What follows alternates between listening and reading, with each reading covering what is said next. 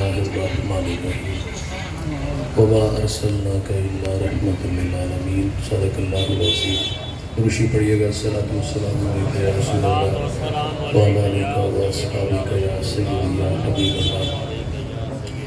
حمد و ثنا کے بعد عزت و تکریم کے لائق تشریف فرما مقتدر علماء معزز محتشم حاضرین، السلام علیکم ورحمۃ اللہ۔ چند باتیں آپ کے گوش گزار کر کے گفتگو سمیٹ لوں گا۔ دعا ہے اللہ حق بیان کرنے کی توفیق عطا فرمائے، قابل عمل باتوں پر ہم سب کو عمل کر کے زندگی کی راہوں کو درست کرنے کی توفیق عطا فرمائے۔ آمین۔ اس کو اگر مزید سادہ کر سکتے تو کر دے، اس کو ایکو ڈلے بیس بند کر دیں۔ ساگر صدیقی بارگاہ خیر الانام میں ہدیہ عقیدت پیش کرتا ہے۔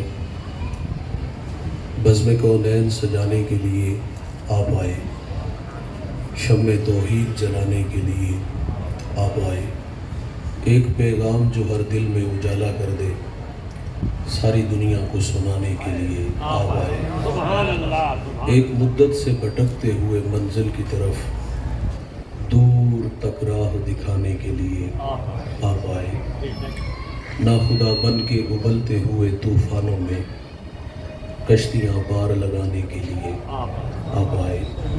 آپ آئے تو ہر طرف اجالے انوار کرم کی برکھا برسی۔ ہم حضور کی آمد سے پہلے کے حالات پڑھتے ہیں۔ حضرت عیسیٰ علیہ السلام کے بعد 571 سال کا ایک طویل زمانہ بیت چکا تھا اور حضرت انسان اپنے خالق و مالک کو بھول چکا تھا۔ اخلاقی قدریں زوال پذیر تھی۔ وہ کیا سید سلیم گیلانی نے کہا تھا کہ زیست یکبستہ تھی تاریک نہا خانوں میں، ایک کرن پھوٹی اجالا ہوا ایوانوں میں، زہر آلود فضائی تھی نمو سے آری، آب آئے تو بہار آ گئی ویرانوں میں۔ کس نے اللہ سے ٹوٹا ہوا رشتہ جوڑا، ان سا محسن نہ فرشتوں میں نہ انسانوں میں۔ پوری دنیا میں اندھیرے تھے، آقا تشریف لائے اور مکہ کے گٹاٹوب اندھیروں میں توحید کا چراغ جلا دیا۔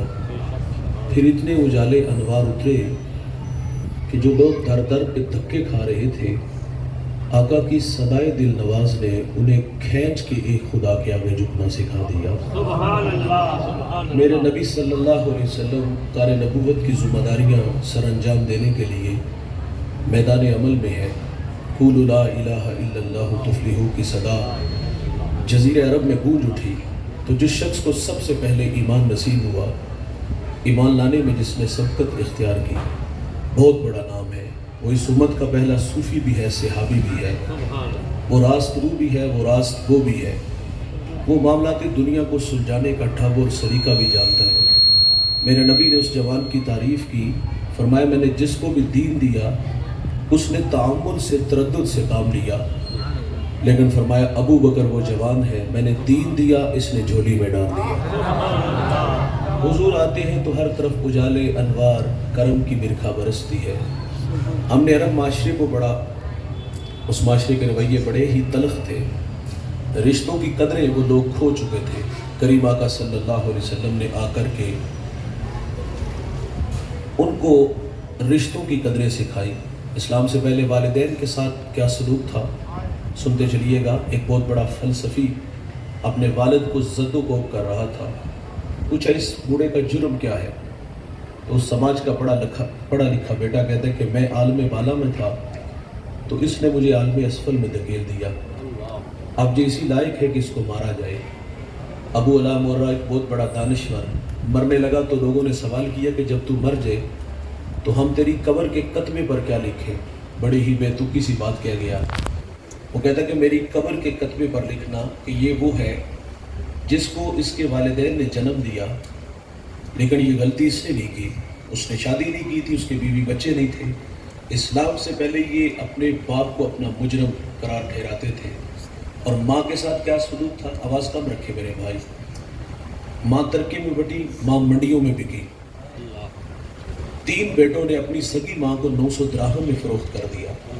یہ اسلام سے پہلے والدین کے ساتھ رویے تھے، اور اسلام ماں باپ کو جن عزتوں سے نوازتا ہے، سنیے گا، اللہ اپنی عبادت کے ماں بعد ہم سے تقاضا کرتا ہے کہ تم والدین کے ساتھ حسن سلوک سے پیش آؤ۔ میرے نبی فرماتے اللہ کی رضا والدین کی رضا میں ہے، اور اللہ کی ناراضگی والدین کی ناراضگی میں ہے۔ اسلام ماں باپ کی قدریں سکھاتا ہے، لیکن میں معذرت سے کہوں گا، دھیان سے سنیے گا، وہ ساغر صدیقی نے کہا تھا کہ کون کہتا ہے کہ ظلمات نے دم توڑ دیا ہے، ہم پھر اندھیروں میں چلیں گے؟ میرے نبی آ کر کے اپنی امت کو والدین کی قدریں سکھائے، اور آج والدین کے ساتھ اولاد کے رویے کیا ہیں؟ انتہائی معذرت سے، میں ایک سفر میں تھا تو مجھے سرے راہ سڑک کنارے ایک بوڑھا ملا۔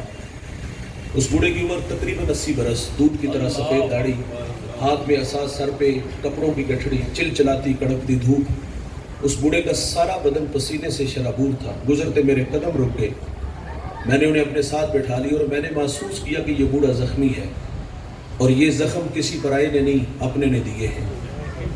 اپنے جو زخم دیتے ہیں وہ بڑے گہرے ہوتے ہیں۔ میری الجھی باتیں تھیں، میں نے کہا کہاں کے ارادے ہیں؟ انہوں نے مجھے منزل سے آگاہ کیا۔ میں نے کہا قریب لاری اڈا تھا، آپ گاڑی پہ بیٹھ جاتے۔ آواز کمزور ہو گئی، مجھے کہتے میرے پاس کرایہ نہیں ہے۔ میں نے کہا بابا جی بیٹے کو ساتھ لے لیتے۔ جب میں نے بیٹے کا کہا تو بوڑھے کا لہجہ ٹوٹ گیا، چھم چھم آنکھیں برسنے لگی، ہونٹ کپ کپانے لگے۔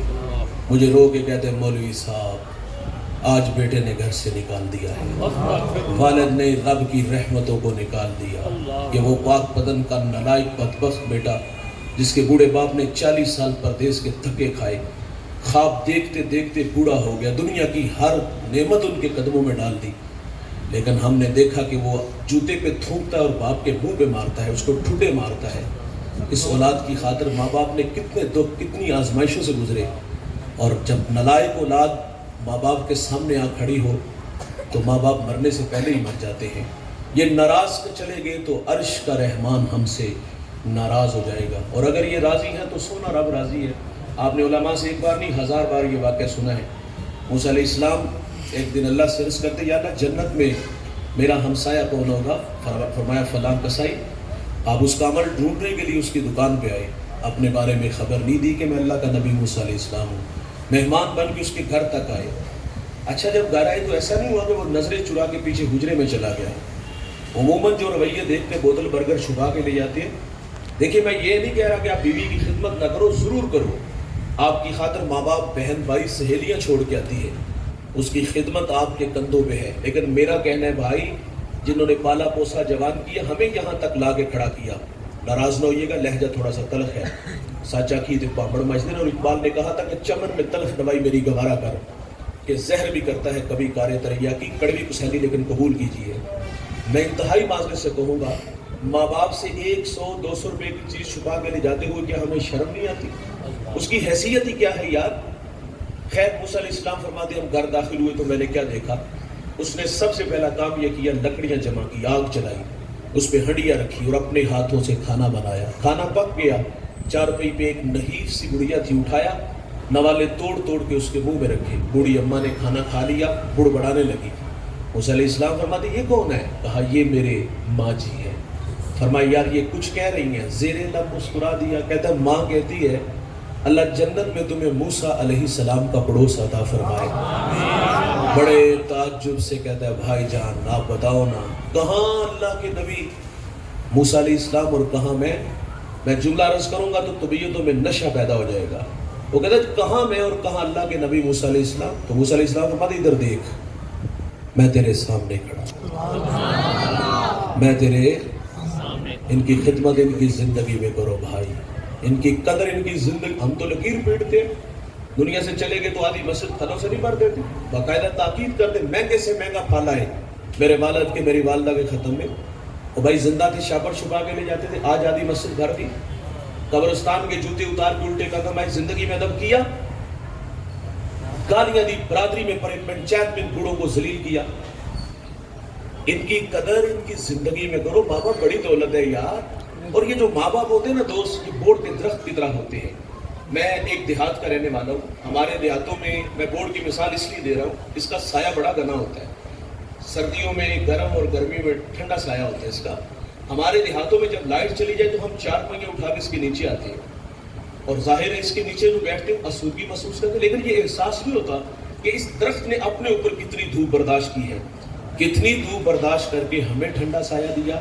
قدر نعمت زوال نعمت کے بعد ہوتی ہے بھائی، جب درخت کاٹ لیا جائے، ہٹا لیا جائے، مجھے بتائیے گا جہاں کبھی شجر تھا لائٹ چلی جائے، آپ 4 پہیے اٹھا کے اس کے نیچے وہ آسودگی ملے گی؟ دیوار کا سایہ ڈھونڈو گے، آسودگی نہیں ملے گی۔ جوانوں، ماں باپ بورڈ کے درخت کی طرح ہوتے ہیں، یہ سارے زمانے کے دکھ، آزمائشیں، تکلیفیں اپنے اوپر لے لیتے ہیں لیکن اپنی اولاد کو تتی ہوا نہیں لگنے دیتے۔ میں رات کا مسافر ہوں، رات گھر لیٹ جاتا ہوں، میں جب بھی کسی بڑے شہر سے رات 2-3 بجے گزرتا ہوں تو میں دیکھتا ہوں فیکٹریوں سے جوان بوڑھے کام سے فارغ ہو کے گھر جا رہے ہوتے ہیں۔ جوانوں کو دیکھ کے مجھے کبھی تعجب نہیں ہوا، مجھے سمجھ بھی آتا ہے کہ خوابوں کی دنیا میں رہتے ہیں اور یہ خوابوں کی تکمیل ہے، اس کی دوڑ ہے۔ بہت بڑی خواہش بھی نہ دل میں پیدا ہو تو ننھی سی خواہش تو ضرور ہوتی کہ میرا گھر ہمسائے کے گھر سے بڑا گھر، ہمسائے کے گھر میں کھڑی گاڑی سے بڑی گاڑی چاہیے، ورنہ تو خواب بڑے بڑے ہوتے ہیں۔ ملتان کا امیر ترین کیا پوری دنیا میں ہم سمجھتے ہیں ہم امیر ترین بن جائیں تو یہ خواب ہوتے ہیں، لیکن ننھی سی خواہش بھی اگر دل میں پیدا ہو تو یہ تو ہوتی ہے نا، یہ چیزیں میرے بھی پاس ہوں۔ جوانوں کو دیکھ کے تعجب اس لیے نہیں ہوتا، یہ خوابوں کی دنیا میں رہتے ہیں، پردیس کے دھکے اس لیے کھاتے ہیں، فیکٹریوں میں 18 گھنٹے کام اس لیے کرتے ہیں۔ تعجب تو بوڑھوں کو دیکھ کے ہوتا ہے، یہ وقت آرام کا تھا، یہ وقت خدمت کروانے کا تھا۔ کیا مصیبت پڑی ہے فیکٹری میں 18 گھنٹے کام کرنے کی؟ گھر سے سائیکل پہ چلتا ہے، 10 جگہ سانس لیتا ہے، فیکٹری آگے کام نہیں ہوتا، مالک گالیاں دیتا ہے، یہ گالیاں بھی کھاتا ہے، پھر بھی 18 گھنٹے کام۔ کبھی کبھی یہ احساس ہوتا ہے مولوی صاحب پیٹ لگا ہے، اس کے بھی تو کچھ تقاضے ہیں، شاید کہ یہ بوڑھا پیٹ کے لیے اتنی محنت کر رہا ہے۔ لیکن جب میں عمر دیکھتا ہوں، منہ میں دانت نہیں، انواع و اقسام کے کھانے پھل نہیں کھا سکتا، اپنی ذات پہ کیا خرچ کرتا ہوگا؟ صبح چائے ناس رات دلیا، اپنی ذات پہ 50 روپے خرچ کرنے والا فیکٹری میں 18 گھنٹے کام کیوں کرتا ہے؟ میں ماں باپ کی عظمت کو سلام پیش کرتا ہوں۔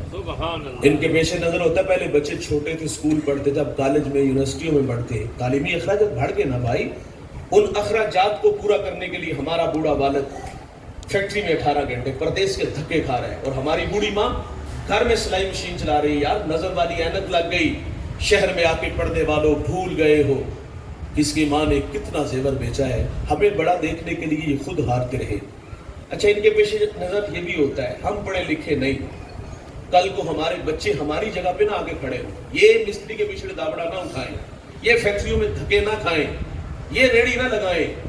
ماں باپ کی بڑھاپے میں خواہش ہوتی ہے کہ یہ ہماری جگہ پہ نہ کھڑا ہو، لیکن صد افسوس یہ تو ہمیں بڑا دیکھنے کے لیے خود بوڑھے ہوئے، خود محنت مزدوری کی، پردیس کے دھکے کھائے، لیکن افسوس دوست جب ہم بڑے ہوئے تو ماں باپ چھوٹے ہو گئے۔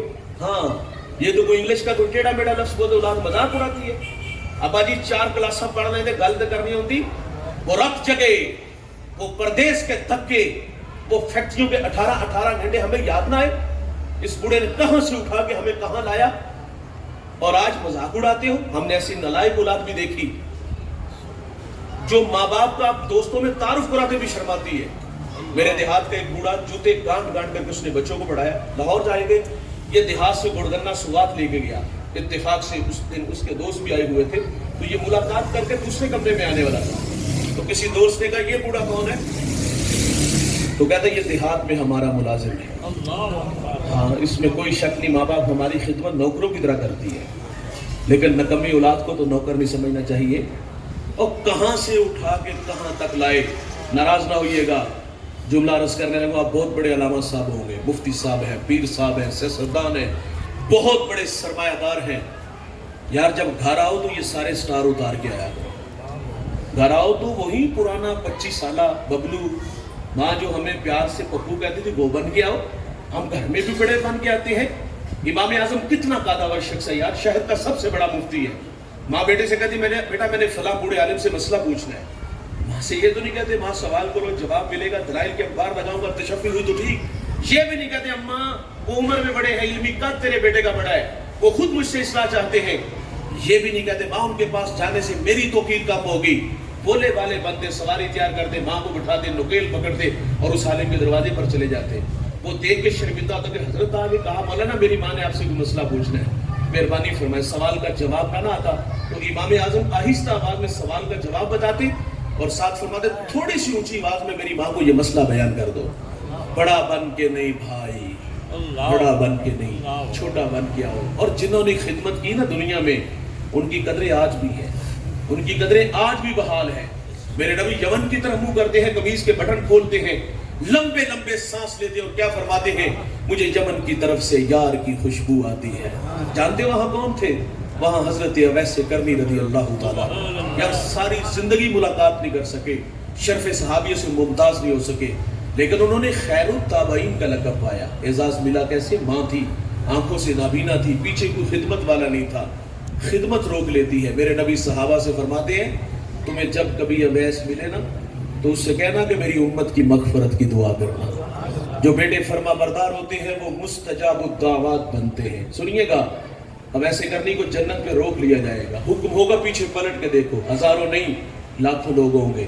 یہ ماں کی خدمت کا صلہ ہے، اختیار دیا جائے گا، جس طرف انگلی کا اشارہ ہوگا ہزاروں نہیں لاکھوں لوگوں کو اپنے ساتھ جنت میں لے جانا۔ سبحان اللہ۔ جنہوں نے دنیا میں ماں باپ کی قدر کی، ان کی قدریں آج بھی بحال۔ میں نے ایک بوڑھے کو پڑھا، اس کا تعلق پچھلی امتوں سے، 4 بیٹے رکھتا تھا، زندگی بہت سے لڑنے لگا، بول و براز چارپائی پہ۔ آپ جانتے ہو اولاد اور ماں باپ کے مابین رابطہ کتنی دیر رہتا ہے؟ جتنی دیر تک ہم والدین سے اپنی ضروریات پوری کرتے ہیں۔ جب ہم پر پردے نکالتے ہیں، کمانے کے ہم قابل ہوتے ہیں، تو پھر ماں باپ سے ہمارا رابطہ تقریباً جو ہم نے دیکھا وہ ختم ہو جاتا ہے۔ بڑھاپا اور بڑھاپے کے ساتھ بیماری کا آ جانا، یہ بہت بڑا امتحان ہے کہ بندہ نوالا توڑ کے منہ تک نہ لا سکے، قدموں سے چل کے واش روم تک نہ جا سکے، اولاد کے کندھوں پہ ماں باپ آ جائیں تو کتنا مشکل ہوتا ہے۔ اکثر نالائق لوگ بیٹے جو ہے وہ راہ فرار اختیار کرتے ہیں۔ وہ 4 بیٹے رکھتا تھا، ایک سعادت مند تھا چھوٹا، اس نے بھائیوں کو جمع کیا اور کہا والد بیمار ہے، اگر والد کی میں خدمت کروں تو وراثت سے مجھے کچھ نہیں ملے گا، اگر آپ کریں تو آپ کو کچھ نہیں ملے گا۔ تینوں نے نظریں ملائی، دولت کے بھوکے تھے، دولت لے اڑے، اور اس کی آرزو تھی کہ میں اپنے والد کی خدمت کروں، اور اس نے پھر تا دم آخر جب تک باپ زندہ رہا خدمت کی۔ اور جب باپ دنیا سے گیا بیٹے میں راضی تھا۔ ہمارے دیہاتوں میں جب ہمارے بوڑھے والدین راضی ہوتے ہیں ایک جملہ بولتے ہیں، مرنے تک یقین جانو اس کا نشہ نہیں اترتا۔ اور میں کہتا ہوں بھائی اپنے ماں باپ سے مرنے سے پہلے وہ جملہ ضرور کہلوائیے گا، لیکن اپنے امر رویے سے۔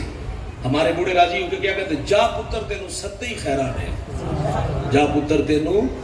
وہ اس حال میں گیا کہ باپ راضی تھا، غربت کی لکیر پہ کھڑا، یار ایک شخص سویا خواب میں ایک اللہ والے سے ملاقات ہوئی، کہا بیٹا فلاں شجر کے نیچے 100 درہم پڑا ہے، اٹھاؤ لے آؤ۔ سوال کیا اس میں برکت ہے؟ کہا برکت نہیں ہے۔ دوسرے دن پھر خواب میں ملے، کہا 10 درہم پڑے ہیں، کہا برکت، کہا برکت نہیں۔ تیسرے دن پھر ملے، کہا بیٹا وہاں 1 درہم پڑا ہے، کہا اس میں برکت ہے، کہا ہاں اس میں برکت ہے۔ درہم اٹھایا، بازار آیا، دکاندار آوازیں دے رہا تھا، 1 درہم میں 2 مچھلیاں گھر لایا، پیٹ چاک کیے، 2 قیمتی موتی نکلے، 1 موتی لے کے بازار آیا، سونار کو دکھایا۔ وہ زمانہ بھلا تھا، آج تو لوگ دا لگا لیتے ہیں نا۔ اس نے کہا پورے بازار میں اس کی کوئی قیمت نہیں ادا کر سکتا۔ بادشاہ وقت تک پہنچی، اس نے جواہری بلائی، 1 موتی کی قیمت کیا ہے بھائی؟ 10,000 20,000 25,000 درہم؟ نہیں دوست، 1 موتی کی قیمت 30 خچر، ان پہ جتنا سونا لاد لیا جائے۔ سونا اٹھا کے گھر لے آیا، دوبارہ پھر طلب کیا، کہا اور موتی رکھتے ہو؟ کہا رکھتا ہوں۔ بیچتے ہو؟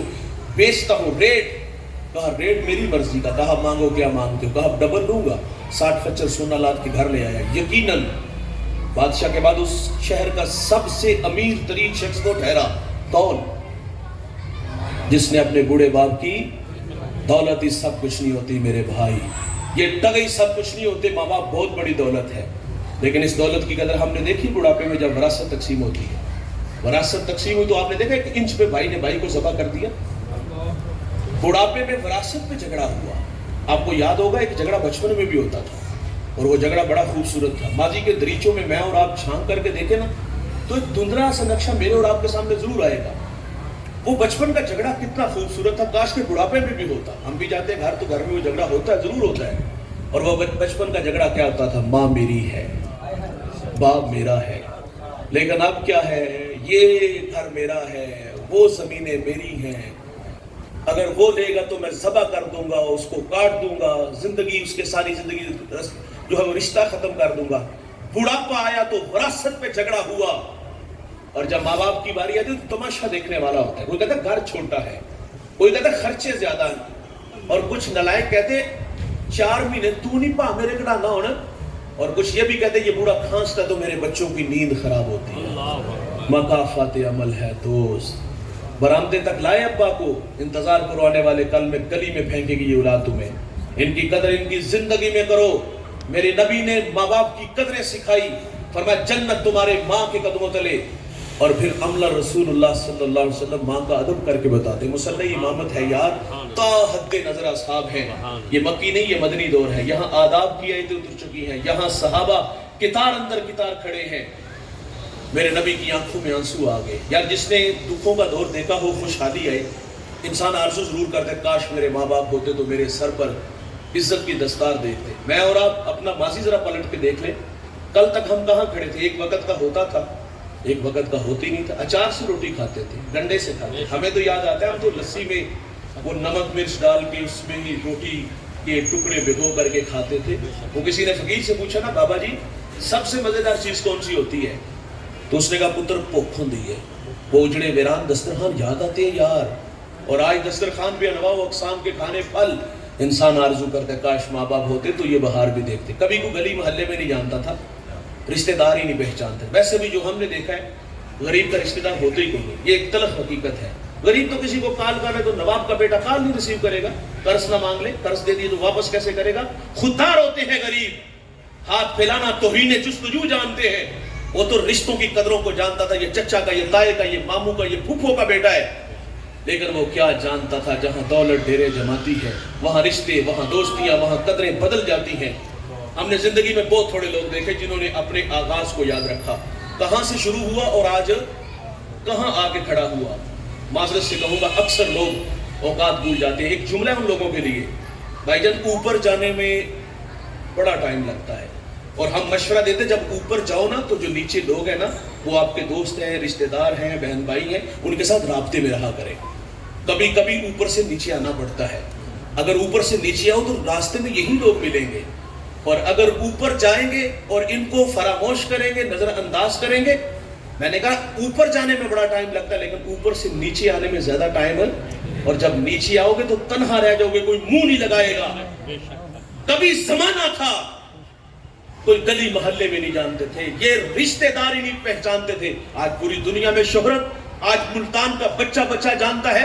आज आपकी राहों में पलके नहीं, लोग दिल बचाते हैं। इंसान आरज़ू करते काश माँ बाप होते तो ये सर पर इज्जत की दस्तार भी देखते। मेरे एक दोस्त ने गाड़ी ली, मैंने मुबारकबाद दी तो आंखों में आंसू थे। मैंने कहा खुशी की है कि माजी की तलखी है? वो कहते हैं एक जमाना था माँ बीमार हुई, मेरे पास इतने पैसे नहीं थे कि मैं माँ को गाड़ी पे बिठा के हॉस्पिटल ले जाता। वो कहता है माँ को गधा गाड़ी पे बिठाया और माँ रास्ते में ही जिंदगी की बाजी हार गई। वो कहता है सब कुछ है, माँ नहीं है। मरने वाले ये बात क्या जाने, जीने वालों पे क्या गुजरती है। अपनों के बगैर दोस्त जिंदगी बड़ी अधूरी होती है। मेरे नबी मुसल्ले पे खड़े हैं, यार माँ की याद आई। और माँ कब बिछड़ी? जब मेरे नबी की उम्र 6 साल थी। अब्वा नामी एक बस्ती है जहाँ सैयदा आमिना रज़ियल्लाहु ताला अन्हा आके रुक जाती है। बुखार ने आ घेर लिया और आप जान गए कि ये बुखार मेरी जान ले लेगा। वक्त रुखसत उम्मे ऐमन को कहा कि मेरे बेटे को बाहिफाजत अब्दुल मुत्तलिब तक पहुंचा देना। हुजूर को पास बुलाया। उधर बचपने की मसूमियत, पेशानी में नबूवत का नूर, और माँ बेटे में खूब सी गई। दो एक बातें हुई और फिर हमेशा के लिए पहाड़ों में सो गई। फरमाती बेटा हर नई चीज ने पुराना हो जाना है, हर बाकी ने फना हो जाना है। फरमाया बेटा मैं भी जा रही हूँ, लेकिन सुनो मेरा जिक्र बाकी रहेगा। फरमाया इसलिए कि मैं तेरे जैसा पाकीज़ा और सुथरा मोहम्मद छोड़ के जा रही हूँ। सांसों की माला टूट गई, मोती फिजा में बिखरे, माँ से लिपटे, लिपट के रोए। नन्हे नन्हे हाथों से काले पत्थरों की कब्र बनाई, आंसुओं का छिड़काव किया। फिर जहां तक माँ नजर आई, मेरे नबी पलट पलट के उन काले पत्थरों वाली कब्र को देखते हैं। मैं सैयदा के मज़ार पे 2 दफा गया। ये मदीना से 300-350 किलोमीटर के फासले पर है। सहरी का वक्त था पहली दफा जब गया। पहाड़ के नीचे था, माहौल खामोश था, हवा का कहीं से कोई एक झोंका भी ना आया। लेकिन जब सैयदा आमिना के कदमों में जा खड़ा हुआ, ऐसा लगा कि अल्लाह ने जन्नत के 8 दरवाजे खोल दिए। आज भी जन्नत से ठंडी हवाएं सैयदा आमिना को सलाम करने आती है। मेरे साथ उलमा थे, मैंने कहा यार आज हम भी जिस तरह हुजूर माँ से बिछड़े थे, पलट पलट के देखा था। मैंने कहा आओ बिछड़ते हैं, आओ पलटते हैं। हम बिछड़े, हमने पलट पलट के देखा हुजूर का बचपना, वो बचपने की तड़पती कहानी याद आई तो मुकामे बदर तक हमारी हिचकियां और सिसकियां थमने का नाम ही नहीं ले रही थी। उम्मे ऐमन कहती मैं हुजूर को लेके पहाड़ से नीचे आई, पलट के देखा साथ नहीं थे। जल्दी से पहाड़ पे चढ़ी, आंखें क्या देखती हैं, हुजूर माँ के सराने खड़े हैं और वहां खड़े होकर कह रहे थे अम्मी जी آپ تو جانتے ہو نا کہ میرا اس دنیا میں آپ کے سوا کوئی بھی نہیں ہے۔ ایمن کی جان نکل کے سینے سے لگا لیا۔ میرے نبی فرمایا کرتے تھے ایمن میری ماں کے بعد میری ماں لگتی ہے۔ آج مصلی امامت پہ کھڑے ہیں اور تا حد نظر اصحاب ہیں، حضور کی آنکھوں میں آنسو ہے۔ فرمایا کاش ماں ہوتی، فرمایا میں نماز عشاء پڑھا رہا ہوتا، ماں کو کوئی کام یاد آ جاتا، مسجد نبوی کے دروازے پر آ کر کہتی بیٹا محمد میری بات سنو۔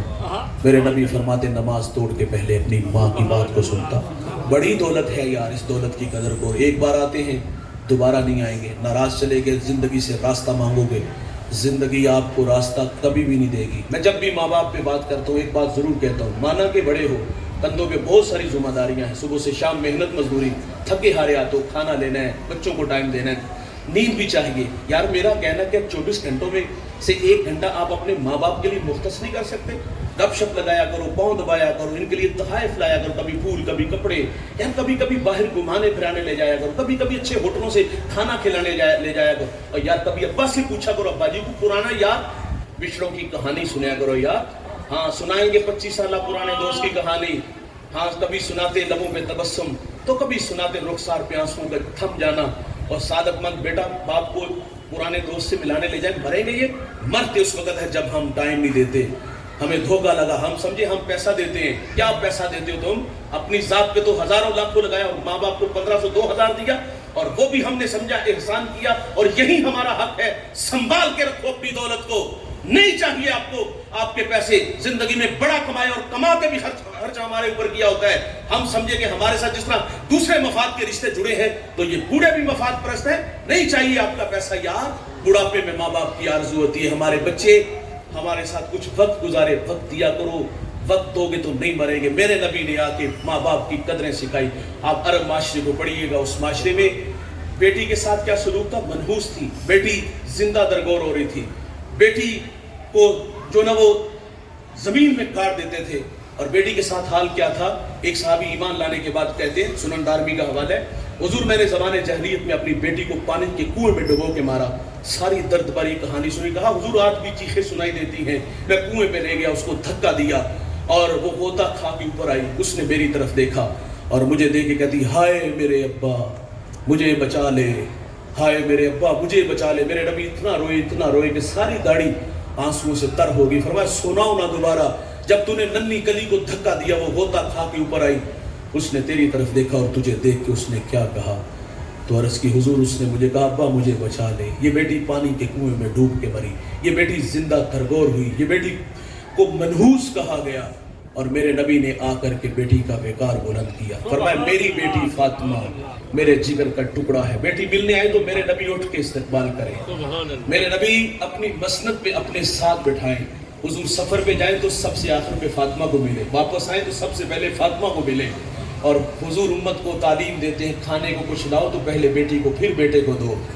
میرے کریم نے آ کے بیٹیوں کو عزت دی۔ ناراض نہ ہوئیے گا بھائی، میں نے ساگر کا ایک شعر بولا تھا کہ کون کہتا ہے کہ ظلمات نے دم توڑ دیا۔ میرے نبی نے بیٹی کو عزت دی، اور آج جس کی ہاں بیٹے زیادہ ہوں اور دوسری طرف جس کی ہاں بیٹیاں زیادہ ہوں، ہمارے معاشرے میں ہمارے سسرال کے معاشرے میں زیادہ عزت والی عورت کون ہے؟ جس کے ہاں بیٹے زیادہ۔ مجھے فیصل آباد سے ایک بڑھیا نے کال کی، مولوی صاحب دعا کرو اللہ میری بیٹی کو بیٹا دے۔ میں نے کہا ماں پہلے اولاد نہیں؟ کہتی 4 بیٹیاں ہیں۔ میں نے کہا بیٹیاں رحمت، بیٹیاں باپ کے جنازے کی رونق۔ وہ کہتے مولوی صاحب دھمکی دی ہوئی ہے سسرال والوں نے کہ اگر اس بار بیٹا نہ ہوا تو اس کو اپنے گھر میں ہی رکھنا۔ کیا بہت ساری عورتوں کو طلاق اس وجہ سے نہیں ہوئی کہ اس کے ہاں بیٹیاں زیادہ ہوتی ہیں؟ میری شادی ہوئی، میں نے اللہ سے دعا کی تھی اللہ مجھے پہلی بیٹی دینا۔ میرے لیے وہ بہت بڑا دن جب میرے گھر میں رحمت اتری۔ ہم ہاسپٹل میں تھے تو ساتھ والے کمرے سے رونے کی آواز آئی، تو میں نے ماں جی سے کہا دیکھیں اللہ خیر فرمائے، ماں چل بسی یا بچے کو کچھ ہوا۔ مجھے واپس آ کے بتاتی 4تھی بیٹی ہوئی، اس کا رونا پڑا ہے۔ ہم تو ایک انگلی نہیں بنا سکتے تقدیر سے، کیوں الجھتے ہو؟ ہم اس میاں والی کے صفاق باپ کو بھی نہیں بھول سکتے جس نے 2-4 دن کی ننھی کلی کو پیٹ میں گولیاں مار کے اڑا دیا۔ کیا جرم تھا کہ وہ بیٹی تھی؟ آج یہ بیٹیوں کے ساتھ سلوک کیا جاتا ہے۔ میں توبہ ٹیک سے ایک جگہ حاضر ہوں، میرا جو میزبان تھا اس نے مجھے دعا کے لیے کہا، بے اولاد تھا، میں نے دعا کی، لیکن تڑپا دینے والی کہانی سنیے گا۔ وہ کہتا ہم 6 بہن بھائی ہیں، 5 بھائی 1 بہن، سب شادی شدہ ہیں، شادیوں کی عمریں بھی بتائی 17 سال 18 سال 20 سال۔ وہ کہتا ہم سب بے اولاد ہیں۔ بھائی اللہ کی مرضی، بیٹے دے بیٹیاں دے نہ دے. آج بیٹیاں زیادہ ہو تو جناب جو ہے نا وہ عورتوں کو طلاق دی جاتی ہے، انہیں گھر میں بٹھا دیا جاتا ہے. اور ایسی عورتوں کا حشر سسرال میں جانوروں سے بدتر ہوتا ہے، ان کے نوالے گنے جاتے ہیں. دوسرے دن کٹانے میں کھڑا کر کے شوہر بھی ذلیل کرتا ہے، گھر کے بڑے بھی ذلیل کر لیتے ہیں. تو میری وجہ تو رہ رہی ہے، اس میں کوئی شک نہیں، تیری خاطر ہی آئی تھی اور تیری خاطر اس سارے گھر والوں کی بتانے اور یہ ساری چیزیں سہ رہی ہے. تو میرے نبی نے بیٹی کو عزت عطا فرمائی. اس معاشرے میں بہن کے ساتھ کیا سلوک تھا؟ متحمل نہیں تھا وہ معاشرہ کہ کوئی ہمارا بہنوئی بنے. تو میرے نبی نے بہن کو عزت کتنی دی سنیے گا. بہن ملنے آتی ہے نا، وہ قبیلے کے کچھ لوگ گرفتار ہوئے تو سرداروں کے ساتھ آئی تو حضور صحابہ نے روک لیا، فرمایا میں تمہارے نبی کی بہن لگتی ہوں. اٹھ کے میرے نبی نے بہن کا استقبال کیا اور فرمایا کیسے آنا؟ عرض کی حضور ہمارے قبیلے کے کچھ لوگ گرفتار چھڑانے آئے. فرمایا اس کام کے لیے آئی ہو؟ عرض کی جی بھائی جان. فرمایا اس کام کے لیے آپ کو زحمت کی ضرورت نہیں تھی، آپ پیغام بھیج دی، میں محمد سارے چھوڑ دیتا. پھر بہن کو تحائف دیا اور دروازے تک چھوڑنے آئے. صحابہ کو جمع کیا، فرمایا صحابہ میں جب بھی کوئی کام کرتا ہوں تو مشورہ کرتا ہوں، لیکن آج مشورہ نہیں کیا. عرض کی حضور ہماری مجال کیا ہے، لیکن ارشاد تو فرمائیں آج مشورہ کیوں نہیں کیا؟ تو میرے نبی فرماتے آج میرے دروازے پر میری بہن آ گئی تھی. بہنیں بھائیوں کے پاس آئے تو بھائی بہنوں کو خالی ہاتھ نہیں موڑتے. یہاں بھی رک جائیے گا 2 لمحوں کے لیے. ماں باپ زندہ ہے تو ان بیٹیوں کی قدریں ہیں. 15 بعد اداس ہو جاتے ہیں، داماد کا ترلا کر دے پتر تو چھڑ جا، واپس ہم چھوڑائیں گے. ہاں ماں باپ چلے گئے، 6 ماہ ہمارے گھروں میں نہیں آتی، یاد بھی نہیں آتی. سال بعد چھٹیاں گزارنے آ جائے، ہمارے رویے دیکھ کے واپس چلی جاتی ہیں. ہم تو اپنے گھر بچاتے پھرتے ہیں، ہم کہتے ہیں چنگا ہے جان چھوٹی ہے، اتنا مغرورت ہے. مجھے ایک صاحب نے کال کی، مول صاحب بہن تحفہ دے لے گا جی. میں نے کہا کیوں نہیں بھائی، تحفہ دینے سے تو محبت بڑھتی ہے. کتاب کپڑوں کا جوڑا نہیں، اس کے حصے کی زمین بہنیں وار دیتی ہیں یار بھائیوں پہ. یہ بھائی ہے جو ذبح کرتے ایک دوسرے کو. اور دوسری بات بہن کو ڈر ہوتا ہے، اگر میں نے حصہ مانگا تو بھائی بچوں کو نفرت کا درس دے گا. پھوپھی نمو نہیں لانا، میں مر گیا تینوں میرے جنازے میں بھی نہیں آنا، تکے دے کے کرو کٹنا. کیا غلط کیا اس نے؟ بہنوں کو عزت دیا کرو یار، ان سے اداس ہوا کرو، انہیں گھر بلایا کرو. صوفیاء نے لکھا ہے جو اپنی بہنوں کی خدمت کرتے ہیں اللہ ان کے رزق میں کبھی بھی بے برکتی نہیں آنے دیتا. لیکن یہ ہمارے گھروں میں کہاں آتی ہیں؟ ہم کب بلاتے ہیں یار، ہم کب اداس ہوتے ہیں اپنی بہنوں کے. ہمارے تو بوڑھے، میرا تعلق دیہات سے ہے، ہمارے دیہات میں تو اپنے جو ہم نے دیکھا بڑوں کو وہی سناؤں گا. یقیناً یہاں بھی وہ روایت تو ضرور ہوگی. اور ماں باپ، چلے ہماری روایت تھوڑی سی آپ سے مختلف ہوگی، لیکن ماں باپ کے دل میں جو اولاد کے لیے، بیٹیوں کے لیے محبت ہے، اس کے اظہار تو مختلف طریقے کے ہو سکتے ہیں. ہمارے ہاں طریقہ کیا ہے؟ ہمارے ہاں وہ جب یہ ابھی گرمیاں دامن سمیٹ رہی ہیں تو بعد میں سردیاں آئیں گی، تو سردی کے موسم میں ہمارے بوڑھے والدین جو ہے وہ اپنی بیٹیوں کے گھر میں دال بنا کے، پنیاں بنا کے لے جاتے تھے. بھائی جان ماں باپ چلے گئے، یہ روایت بھائی نے قائم رکھی. بھائی بھی تو باپ کی جگہ پہ ہوتا ہے نا یار. کیا بھائی نے اپنی بہن کے لیے اور اپنے بھانجیوں کے لیے کیا یہ چھوٹی چھوٹی خوشیاں دی؟ معذرت سے کہوں گا ایسا نہیں ہوتا. ہم کہتے ہیں بہنیں ولی بناتی ہیں، بہنیں ماں کا روپ ہوتی ہیں. بڑا پیارا رشتہ ہے یار، ان کے ہاتھ ہمارے لیے ہر وقت اٹھے رہتے ہیں. ان کے ساتھ انہیں گھر بلایا کرو، ان کے بچوں پہ خرچ کیا کرو یار. میرے نبی نے بہنوں کو عزت دی. اس معاشرے میں بیوی کے ساتھ کیا سلوک تھا؟ اذان کتنے بجے ہوتی ہے؟ 40 منٹ. ہاں 5 منٹ ہے، لیکن ہم 2-4 منٹ میں چھوڑ دیتے ہیں انشاءاللہ. تو میرے قریب لے آ کے بیوی کو بھی عزت عطا فرما. یہ تو پاؤں کا جوتا تھا نا، تو قریب آقا صلی اللہ علیہ وسلم نے آ کر کے بیوی کا بھی وقار بلند کیا. سیدہ عائشہ پانی نوش فرما رہی ہے، فرمایا اس میں سے کچھ بچا لینا. بچا لیا گیا. فرمایا کہاں ہونٹ رکھ کے پیا؟ تو عرض کی حضور یہاں ہونٹ رکھ کے، میرے محمد وہی لب رکھ کے پانی پیتے ہیں. حضور نے غلاموں کو عزت دی، یتیموں کو عزت عطا فرمائی، بیواؤں کو عزت عطا فرمائی. تو آئیے میرے بھائی، حضور کی سیرت کے یہ نکھرے ہوئے باب، ان کا مطالعہ کریں اور زندگی کو ان راہوں پہ لے آئیں جن راہوں پہ چل کے ہم سے ہمارا اللہ اور ہمارے رسول راضی ہو جائیں. میں شکر گزار ہوں عمران بھائی کا اور ان کی پوری ٹیم کا، جن کی دعوت سے پہ، جن کی محنت سے میں اور آپ یہاں جمع ہوئے. تھوڑے وقت میں اتنے لوگوں کو جمع کیا، یقیناً یہ ان کی شب و روز کی محنت اور علماء کی سرپرستی. اور جو علماء آتے ہیں یہ مان بڑھاتے ہیں، بڑے لوگ ہیں. میں دعا گو ہوں اللہ ان شخصیات کا آنا تشریف لانا اپنی بارگاہ میں قبول فرمائے، علم و فضل میں، تقوی و عبادت میں برکتیں، اور اللہ ان سے دین سیکھنے کی توفیق دے، ان کی صحبت میں بیٹھنے کی توفیق عطا فرمائے۔ ہمارے درمیان قبلہ مفتی صاحب ہمارے سینئر ہیں، بڑے ہیں، نقیب محفل تو مجھے بار بار مفتی صاحب کہہ رہے تھے میں ایک سادہ سا مبلغ ہوں اور اس سے زیادہ میری کوئی حیثیت نہیں۔ اللہ سے دعا ہے جو کہا سنا اللہ مجھے آپ کو عمل کی توفیق عطا فرمائے۔